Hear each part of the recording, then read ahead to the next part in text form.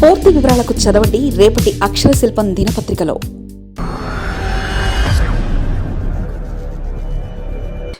Revanth tea సర్కార్పై ground లెవెల్లో report ఎలా ఉందో తెలిపిన సర్వే.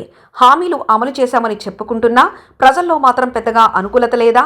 తెలంగాణలో అధికారంలో ఉన్న కాంగ్రెస్ పార్టీపై ప్రస్తుతమైతే మిశ్రమంగా స్పందన వస్తుంది. ఎందుకంటే కాంగ్రెస్ పార్టీ అధికారంలో ఇప్పటికే 2 ఏళ్లయింది. ఈ 2 ఏళ్లలో అధికార కాంగ్రెస్ పార్టీ చెప్తున్న లెక్కలు అటు జనంలో ఉన్న లెక్కలు కొంచెం అటు ఇటుగా ఉన్నాయి. జనం హామీలు మొత్తం అమలు అవ్వలేదని చెప్తుంటే తెలంగాణ కాంగ్రెస్ పార్టీ మాత్రం అమలు చేసిందన్నమాట మీదే ఉందట. అయితే ఇందులో ఏది నిజం అనేది మరో ఏడాదిలో తెలిసే అవకాశాలున్నాయి.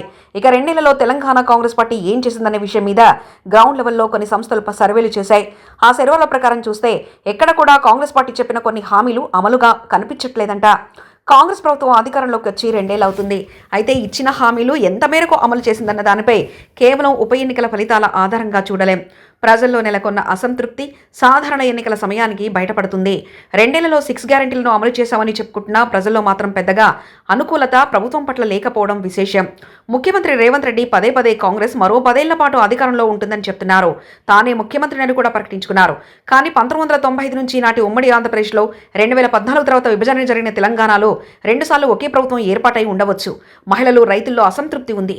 నిరుద్యోగులు కూడా సంతృప్తిగా లేరు. కానీ ప్రజలు ఆ ప్రతిపాదికన ఓటు వేస్తారనుకోవడం మాత్రం అనుకోవడం ఖచ్చితంగా అత్యాశ అవుతుంది. ప్రజల ఆధారాభిమానాలను చూరగొనాలన్నా వారికి దూరం అవ్వాలన్నా ఈ 2026 మాత్రం కీలకమని చెప్పాలి. ఇప్పటివరకైతే పార్టీలోనూ ప్రభుత్వంలోనూ రేవంత్ రెడ్డి నాయకత్వం పట్ల పెద్దగా వ్యతిరేకత లేదు. లోపల ఉన్నప్పటికీ నేతలు బయటపడడం లేదు.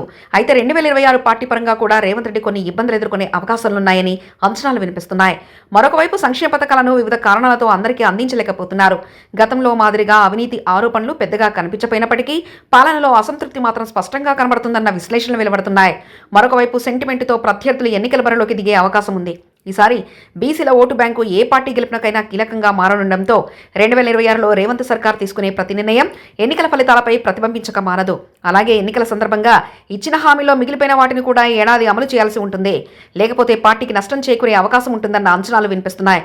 మొత్తం మీద రేవంత్ సర్కార్కు ఏడాది అనుకూలంగా ఉంటుందా, ప్రతికూలత పెరుగుతుందా అన్నది తేలనుంది. మరిన్ని కథనాల కోసం సబ్స్క్రైబ్ చేసుకోండి మీ అక్షర శిల్పం.